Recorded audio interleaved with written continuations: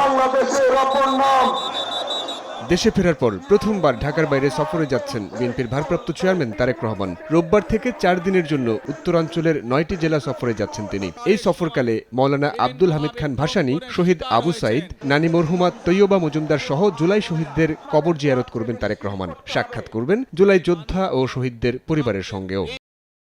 BNP চেয়ারপারসনের একান্ত সচিব এবিএম আব্দুস সাত্তার স্বাক্ষরিত চিঠি সংশ্লিষ্ট জেলা প্রশাসক ও রিটার্নিং অফিসারের কাছে পাঠানো হয়েছে।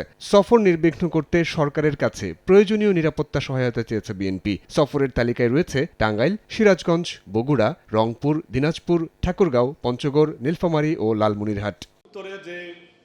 বিএনপির স্থায়ী কমিটির সদস্য আমির খসরু মাহমুদ চৌধুরী জানান, তারেক রহমানের সফর কোনো নির্বাচনী কর্মসূচি নয়, গণতান্ত্রিক আন্দোলনে নিহতদের কবর জিয়ারত করবেন তিনি।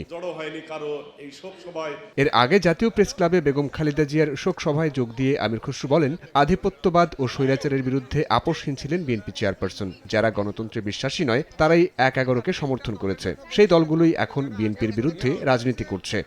ভোগান্তি ভুলে চলে আসুন রিগালে। ওয়ারেন্টি সহ স্টাইলিশ কালেকশন নিয়ে রেডি রিগাল ফার্নিচার। যারা কষ্ট করেছে, জীবন দিতে ত্যাগ স্বীকার করেছে, তাদের প্রতি সম্মান জানানো, সেই কাজগুলো উনি করছেন এখন। আর যখন ক্যাম্পেইনের সময় আসবে বিধিমালা হিসাবে, তখন উনি সেটা প্রস্তুতি দলের পক্ষ থেকে না হতে এটা ডিক্লেয়ার করা হবে। এদিন ডিআরইউ মিলনায়তনে দোয়া অনুষ্ঠানে বিএনপির স্থায়ী কমিটির আরেক সদস্য ডক্টর মঈন খান বলেন, বেগম জিয়া তার সারা জীবন উৎসর্গ করেছেন দেশের মানুষের অধিকার ও গণতন্ত্র প্রতিষ্ঠায়। অনেকে 2008-এর নির্বাচনের কথা বলেন। আমি আজকে অতীতে বলেছি, আজকে আবার বলতে চাই, 2008-এর নির্বাচন ছিল একটি সাজানো নির্বাচন এবং অত্যন্ত মেটিকুলাসলি সেই নির্বাচনটি দেশি বিদেশি বিভিন্ন শক্তির সমন্বয়ে সেটির আয়োজন করা হয়েছিল। এ সময় মঈন খান বলেন, ১/১১ সরকারের অধীনে 2008-এর নির্বাচন ছিল দেশি বিদেশি চক্রান্ত ও পরিকল্পনার অংশ।